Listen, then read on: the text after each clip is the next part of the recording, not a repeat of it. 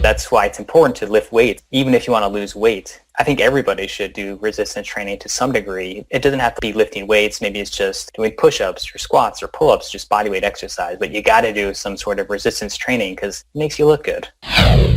Welcome to the My Future Business Show, where we get you in front of your best audience and keep you there. Not only are we interviewing the biggest names in business to help you become even more successful, we're inviting you to book your spot on the show to help you grow your business. So at the end of the call, make sure you fill in the interview application form at myfuturebusiness.com/interviews. Hi, and welcome back to the My Future Business Show. It's Rick Nuske here. I hope you're doing really well, and just a second of pause to thank you for joining us on today's show, and actually for all of your support. Well, now on today's call, I'm with the wonderful Ryan Jankowitz. Welcome to the show, Ryan. Thank you, Rick. Thanks for having me. I'm looking forward to talking with you here. Yeah, absolutely. My pleasure to have you here. And Ryan and I were just briefly talking about where he's located. We're going to take a bit of a dive into that part of his life. And Ryan's actually the founder of RJ Kettlebell, and he's a kettlebell expert. Now, if you don't know much about kettlebells, I didn't either until I did some research and I found out a little bit more. And hopefully, Ryan, you can share a little bit about that with us in a moment. But if you wouldn't mind, let's start off by asking you where you're located. Sure. I live in Silver Spring, Maryland, which is a suburb outside of Washington, D.C. If traffic cooperates, it only takes me 10 to 15 minutes to get into D.C. So I don't know if your listeners are familiar with the Beltway. That is a lot of traffic, so I deal with traffic quite a bit here, but working from home has been a real blessing in disguise with COVID. I know we had just kind of touched on that before we jumped on the call here, but I really enjoyed not having to commute and be able to 95. Well, there is a lot of, I guess, side benefits to such a tragic and awful event that's affecting the globe, and we're going to talk about those things in a moment. But you're right into kettlebells, so do you have any other hobbies aside from that as a sport, if you like? Yeah, absolutely. Hobbies, I love to read. I really like military history. Yes. I love Tom Clancy books. Even though he's passed away, there have been several authors who have taken up several of his stories. And many games built from his stories as well. Yeah, really cool. I mean, his work has gone in so many different directions, from movies, video games. So it's really cool. So I love to read. I'm into the spy novels and stuff. I find that stuff fascinating. I love to go to the beach. Again, we had talked about how travel has been cut down and we're not able to vacation. But we did just book a beach vacation today for about 2 months from now. How fantastic. So the family's looking forward to that. It'd be nice to just have a change of scenery. And then I just love watching sports. Yeah. I grew up playing a lot of sports, watching sports. And I love soccer and football, American football. Yeah, absolutely. Now, you talked about novels and movies earlier. Do you like reading as such, or is it like audio books are your favourite? What's your modus operandi there? No, I love the feel of a book in my hands. A tactile book. Yes, I love that feeling. And I told my wife that when I add more books to my library, it makes me look smarter. I may not be smarter, but I feel it. Library makes me feel smarter. So, and that's all that matters. That's all that matters, Ron. Right? Exactly. Appearances. Now, in terms of movies, I'm a movie buff. I love all sorts of movies. What sort of movies do you like? I really love action, comedy. I do a little bit of suspense and thriller movies. But yeah, action and comedy are the movies that I love to watch. Yeah, and at the moment, we all need a bit of a laugh, and I think the comedy genre is certainly coming up. It's rising to the top, as it were. So have you watched a movie recently? No, not really. We've been doing a lot of series on like Netflix and Amazon Prime. So that's been our kind of mainstay with watching TV. Not so much movies, because I did enjoy going out to the movies, but obviously that's not happening. Not a thing.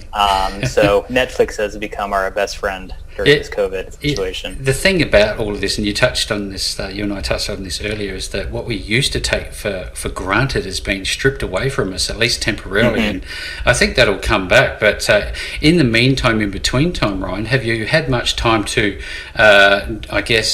reflect and do much research? And if you did, who's standing out for you at the moment? Who do you like to follow, in the mentorship space? Great question. So there's a coach I've worked with before by the name of Nicole Spencer. She coaches other fitness professionals. So I've learned a lot about marketing and sales because that was a big weakness for me. So I was very focused on the technical side of training and becoming a better coach, teaching people how to move properly, how to program workouts. So I've learned a great deal from her, and I listen to her podcasts and I get her newsletter. She's probably my primary source of marketing and sales information and inspiration. Yeah, I listen to that and I think to myself, because you have a business behind this, and I'm hoping that we can spend some time talking about, the implementation of the things that you are learning. Now, going back some time, when was it that you realised that you wanted to go out on your own? Did you formally have a career working for someone else? What was your first taste of entrepreneurialism? Sure, great question. Yeah, when I first graduated college, I went right into personal training. I had a job waiting for me because I did an internship the summer before I graduated college at a big health club chain, and they offered me a job. So it was like, oh, that's great. I don't have to worry about trying to find a job like the rest of my peers. Yep. And I worked for other gyms for maybe 3 to 4 years. The gym I was at before I left and formed my own company, it was a great space in some regards. In other regards, it wasn't so great. And there are just a lot of things going on in the gym that forced me to look elsewhere and think about running my own business. Now, I was very young and naive. As we all were. This was probably 13 years ago now. I'm 39. Wow, time flies. Yeah. And I just kind of took a leap of faith. I had no idea what I was doing. I didn't even understand how to fill out the paperwork properly to open up my LLC. Made a lot of mistakes, but I think a lot of entrepreneurs do that. And, we kind of go through the school of hard knocks. And I think a lot of those hard lessons that I've learned have gotten me to where I am today. Yeah. So, having been in a weird situation working for other gyms and just not being happy with working hard for other people, that forced me out the door. And then just learning as I went was just how I got to where I am today. Yeah, that consistency and persistence, that seems to be a common theme for entrepreneurs who take that leap of faith. Obviously the fear didn't hold you back. We always hear about the successful sides of businesses. What have you learned from failure in that journey? Oh man, so much. I've had a lot of failures. But like you said, you can learn from your failures. I learned that marketing and sales was a weakness for me. I didn't know how to create a marketing strategy that would bring clients to me, the right clients to me. That's where I started following other business coaches and learning from them, just listening to what they were saying, attending their webinars, just absorbing whatever they were saying on social media. That was probably the biggest lesson that I learned, was that my marketing and sales was not up to snuff. Yeah. I had the technical stuff down because I love working with people and teaching them how to work out safely and how to get them really strong and into great shape. But it was the sales and marketing where I failed the most when I was younger. And that's where I'm really focused on right now. Yeah, that's wonderful feedback. Thank you so much. Now, the My Future Business audience, Ryan, are usually startup entrepreneurs, small to medium-sized business owners, and they take a lot of value away from learning from those who have walked the path before them. Now, with that in mind, what was mindset like for you? You obviously have a very strong mindset in terms of your physical strength and the ability to see something through.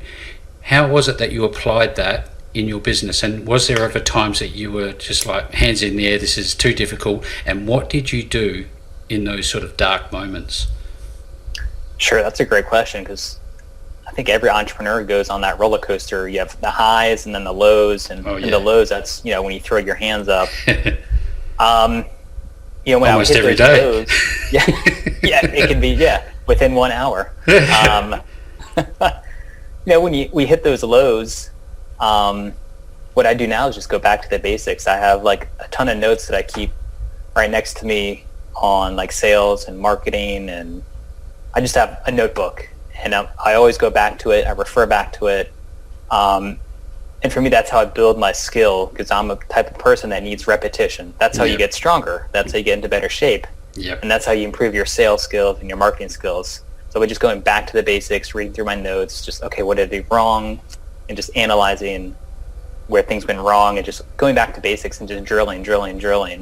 That's how I've improved. I still have a long way to go, but just drilling the basics over and over and over again. And then also tracking what you're doing has been big for me. I think my uncle said this really interesting quote. He's like, you can't measure what you don't track. Yep. So I've made it a point every single week to do like a weekly financial checkup, look at all my numbers with all my clients, how many people are on my email list, how many people are following me, how many people are opening up my emails. So just looking at every single number just gives me a good idea of what's happening in my business. So just, again, it's just repetition. Every single week I do these things where I'm always analyzing, always going back to basics. Yeah, wonderful. What I'm taking from this is that you've obviously set some goals in place, you're tracking, you have a more analytical approach to your business, and they're all wonderful traits to have as a business owner. Now, you obviously have gone away from just being the mechanical guy that helps other people do this to a business owner running a business. How important is it for you to be continually learning about new things? Do you refer to other people in your space and watch what they're doing? How do you develop your business? Sure, great question. I'm always absorbing new information, whether it's listening to podcasts, attending webinars, doing networking, and just listening to what other entrepreneurs are saying about their business or what they're doing with their business. Yeah. And then, I just try and follow other business coaches. I don't necessarily pay attention to my competition and what they're doing, just because I just don't have the time to do that. So I just try and follow people who have already done what I'm trying to do, and I listen to what they say, and then I use the things I think would work best for my business. Absolutely. I want to wind back the time back to your high school days and go back to your first sporting experiences, because you clearly have a love of being active and staying healthy. What do you remember of those days, and what sort of sports did you enjoy that led you to kettlebell? Sure. Well, when I got into cross country and track and field, that I think ultimately set the stage for me to get into fitness. Yep. I fell in love with long distance running. I became good at it pretty quickly because I had a really good athletic background from playing soccer and basketball and baseball. So having all those sports kind of in my back pocket made me a good runner. I was quick, I was fast, I had good endurance. Yep.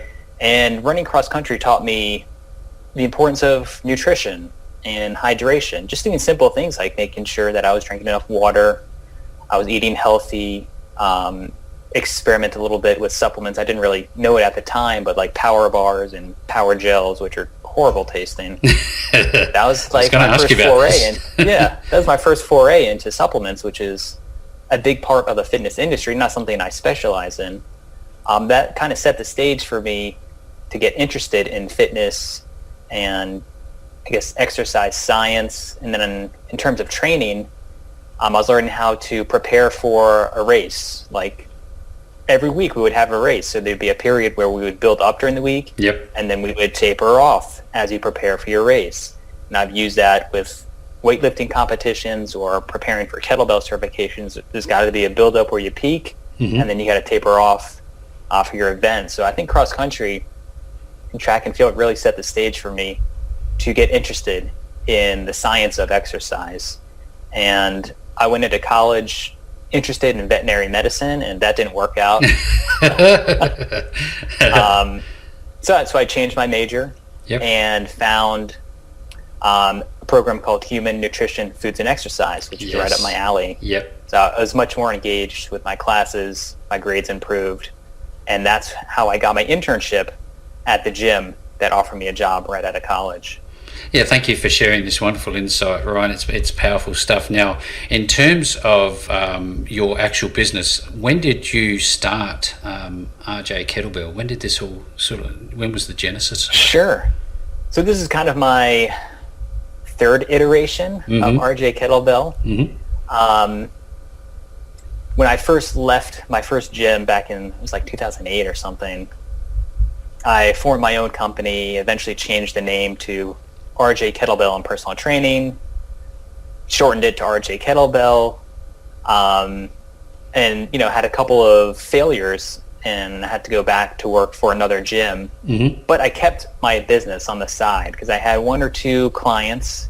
I was like, all right, I just need, again, just go back to the basics, cut my expenses. And when I did that, my private client base started to grow organically. I didn't spend a dime, which is a hard lesson learned. And I just noticed that my client load was on my own was growing organically as I specialized in kettlebells and helping people get out of pain or helping people get stronger, because there are not a lot of kettlebell instructors in my area. We make up a very, very small percentage of people. It's very unique. So by specializing in this very niche thing, people were seeking me out. And then I was able to eventually go back out on my own after having studied up on marketing and sales. And things were going great until COVID hit, because I was working with people in person. And my business was growing. I was putting some ideas down on paper to hire trainers to come in and take up some of my hours so I can focus on growing my business. And literally a month later, bang, COVID hit and we went into lockdown. Didn't we just? Yeah, great timing. Oh yeah, wonderful. Yeah, well, look, all the best laid plans to waste, unfortunately. Even though it's temporary, it really is. I believe there's some brighter days in front of us. Now, when I think strength training, Ryan, I think, the burly muscular builds and things like that, but I'd love for you to, I guess, dispel some common myths about strength training. Do you have to be big and bulky? Is the first question. No, not at all. I mean, some of the strongest people I know are like lean and wiry. They have this, like insane strength that you wouldn't think about. Speaking of people that I follow, there's a strongman. He's a hypnotherapist and a strongman. His name is Logan Christopher. And he's a tall guy, but he's very lean, and this guy can lift an insane amount of weight. And a lot of it has to do with, obviously training consistently, but training your nervous system. That's what really strength training is about. Learning how to do a certain movement extremely well, and also having the mental side of it down as well. This is where this guy specializes in the mental side, and he applies it to his training.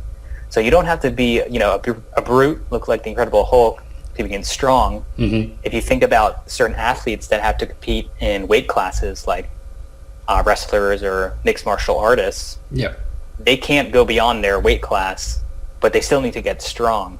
So there's an interesting balance between getting strong without bulking up, that it is very possible to get really super strong without getting huge. Yeah, thank you for the feedback. Now, just for a bit of context for everybody who's on the show with us today, if you go to Ryan's website, there's a handful of testimonials there, and they speak volumes to the sort of work that you're doing. But I watched a video of yours, Ryan, and it talked about, I guess, the science of muscular development and how that they're actually working when they're not even working. Can you tell us a little bit about that side of the world? Sure. Well, I appreciate you going to my website and reading about that. Absolutely, love it. My goal is to, I don't know if I would call it a myth, but something that, a buzzword that gets thrown around a lot in the fitness community is tone. People always say they want to tone up, get toned, they want toned arms. I want to tone down. Tone down, exactly. Right. But what does tone mean in terms of fitness? I thought it was a musical scale. Yeah. It can mean a lot of things. But But when people are talking about getting toned, that means they want to lose body fat so their muscles are defined. Yep. But tone, when we define it from an anatomy perspective, means that while your muscle is at rest, it's still in a partially contracted state. So your muscle is essentially flexing without doing anything. So you kind of look ripped without having to move or lift anything. And again, you have to lose body fat first so you can see the muscle definition. And two, you have to lift weights or do some sort of resistance training so that the muscle is trained to stay somewhat contracted even when you're not lifting. So that's why it's important to lift weights, even if you want to lose weight. Yep. I think everybody should do resistance training to some degree. It doesn't have to be lifting weights. Maybe it's just doing push-ups or squats or pull-ups, just body weight exercise. But you got to do some sort of resistance training because it makes you look good. Yeah, of course. There's a lot to be said about kettlebell training from what I'm seeing already. And we've been circling around the topic of COVID for some time now. I'd love to talk about it in terms of its direct impact to your industry at large. What have you seen in the industry and how have you innovated and adapted to accommodate it so that your business could stay alive? Sure, great question. I think for the industry as a whole, it's been very tough. Yep. Because for the most part, we're working with people in person. Sometimes we have to touch them to put them into the right position or hand them a weight. So I think when COVID first hit, a lot of trainers found themselves with significantly reduced hours. They lost a lot of clients, myself included. But I was able to pivot to an online model, which is what I'm currently doing now. At first, it was doing Zoom sessions with my clients that I was working with in person. But then I was able to develop kettlebell programs where I'm able to work with large numbers of people at once from all across the globe. So I have a 90-day kettlebell transformation program where it takes someone who is kind of a beginner intermediate level all the way into an advanced level. And each week I teach them proper form for a new exercise. We cover nutrition. So it's a very holistic approach to getting into shape. And I also have an advanced kettlebell group where I plan workouts for everybody each month. They are very challenging workouts, and you either have to go through the 90-day program first or have experience working with another kettlebell instructor, or just done your due diligence and practice on your own.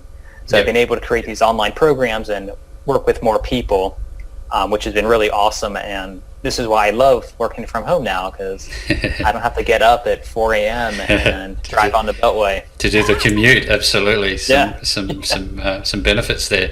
I want to just talk briefly about your involvement with the Russian kettlebell instructor, and you've assisted in 8 different kettlebell certifications, helping master instructors evaluate participants. You're not a blow-in. You're somebody who has spent the time to become an expert at kettlebell. So I guess the question that's on a lot of people's mind who are listening to this is, what is kettlebell? Sure, great question. So a kettlebell is simply a tool. Yep. It's basically a cannonball with a U-shaped handle that we can lift in many different ways. And each time we lift it, doesn't matter which exercise we're doing, it requires the entire body to work as one functional coordinated unit. And when we have all these muscles and joints working together to lift something fairly heavy, we expend a lot of energy, so we're burning a lot of calories. And because the kettlebell is an asymmetrical looking object, it recruits more muscles because their body is working with this unstable object as we press it or swing it out in front of us. So our core, the muscles in our hips and our shoulders are having to work even harder to stabilize this really unstable object. We can accelerate it. So if you think about physics, force equals mass times acceleration. So if we take an object and we move it faster, we're applying more force, which requires more energy. Yep. Or we can lift something really heavy really slowly, and it requires a ton of tension, which expends a lot of energy. So each movement that we do with the kettlebell is super efficient because we're using so much energy, and it gets us super strong because everything is working together. Yeah, wow. I can just imagine all the different permutations, all the different programs and routines that you take people through. Now, I want to talk about your daily routine. You touched on Sure. protein and shakes and things and of that nature in the past on the call.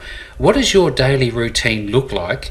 And now, given that everything's changed in your world, as is for everyone, but also in terms of your diet? Great question.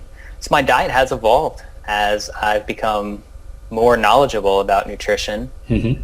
I try and eat well-rounded meals. So I have a combination of protein, healthy fat, fruits and vegetables, and some starchy carbohydrates like oatmeal, rice, pasta, things like that. So my goal is to teach my clients how to construct well-rounded plates of food. Yep. When we have all these different elements, protein, fat, carbohydrates, it's really good for digestion.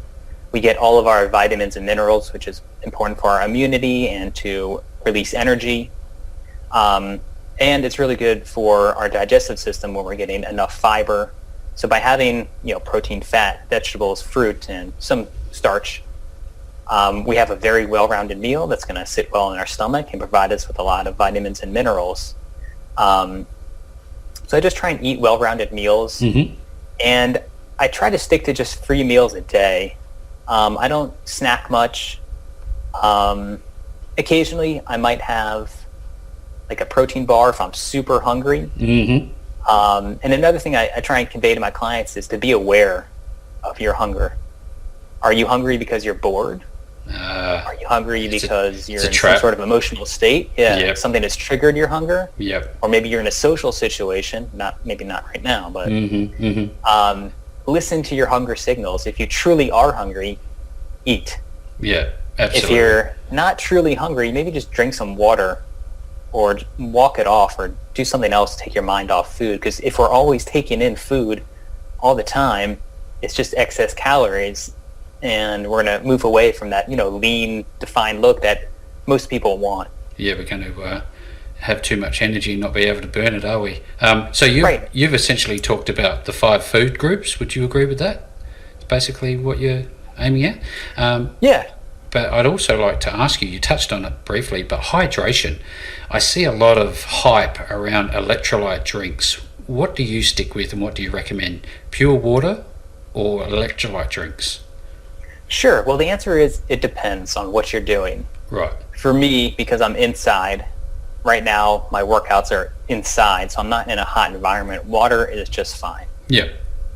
Where I think electrolyte drinks and some sports drinks can be very helpful is if you're outside in the heat and you're sweating a lot and you're losing electrolytes like sodium through your sweat. I think that's where those type of drinks are very useful. Or if you're doing an endurance event, again, where you're sweating a lot, you're running or biking for miles and miles, Mm-hmm. you need to replenish those electrolytes. So again, that would be a good case for electrolytes. But for the average person, drinking a Gatorade sitting at your desk, it's just excess calories and it's sugar. Yes. Your body doesn't need Gatorade, it only needs water.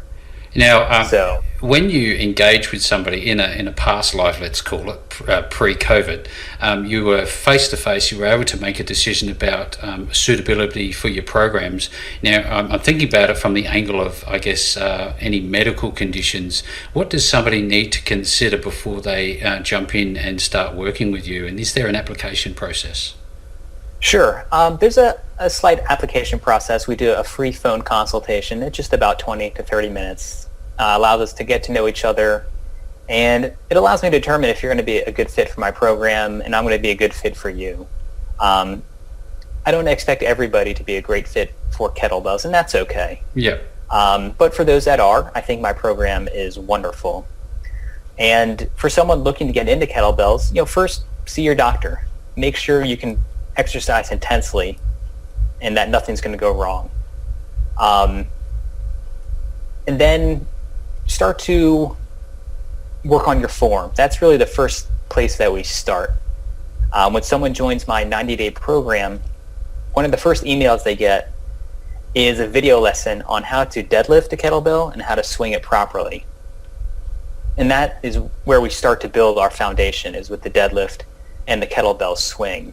So I'm really big on slowing everybody down when they first get started so that we can focus on form and avoid injury as best as possible, because it is tricky working online with people because I'm not there to physically stop somebody. So I just have to trust that they're watching my videos. Yep.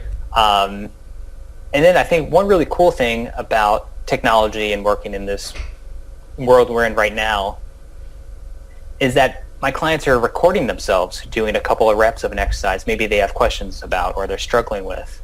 And then they send it to me, I'll analyze it, I'll send back a response video, say, hey Rick, in your kettlebell swing, I noticed that you're not tensing your glutes and quads hard enough. I think you'll get more power and it'll keep your lower back safer.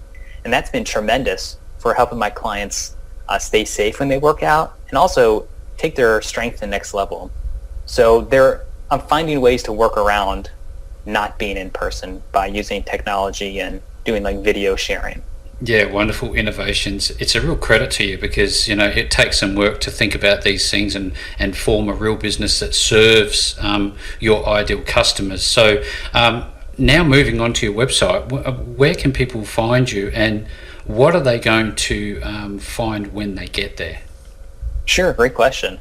So my website is rjkettlebell.com, and I have free workouts that you can download. Fantastic. On the navigation bar at the top on the right corner. I'm looking at that. There's a tab that says free kettlebell workouts. If you click on that, there's a beginner program and an advanced program. It's free to download. You just give me your name and email address, and then I'll email you these programs that include a complete breakdown of proper form. I plan all the workouts for you to safely progress your strength and your endurance. And then Facebook. I post a lot of free content on Facebook. Just friend me, Ryan Jankowitz. I give tips on proper form for kettlebells, nutrition tips, go into mindset, time management. So my goal is just to provide content, actionable content, I should say, that'll help people improve their health in some way. So yeah, I would say Facebook and my website, rjkettlebell.com, is the best way to get in touch with me. That's wonderful, Ryan. Thank you so very much. I've really enjoyed this call. Now, for everybody who's on the call, as is normally the case, I will be making a link back to rjkettlebell.com. No matter where you find this interview, you will find a link back to Ryan. Make sure you download his free program, take a look at the videos that are on his site. And with all that being said, Ryan, thank you so very much for spending some time with me on the My Future Business show today. Thanks, Rick. I appreciate it. Thanks for joining us today. If you enjoyed the call, then make sure to subscribe, leave a comment, share us with your friends, and book your spot on the show at myfuturebusiness.com/interviews. And if you're looking for solutions that will help grow your business, then visit myfuturebusiness.com/shop.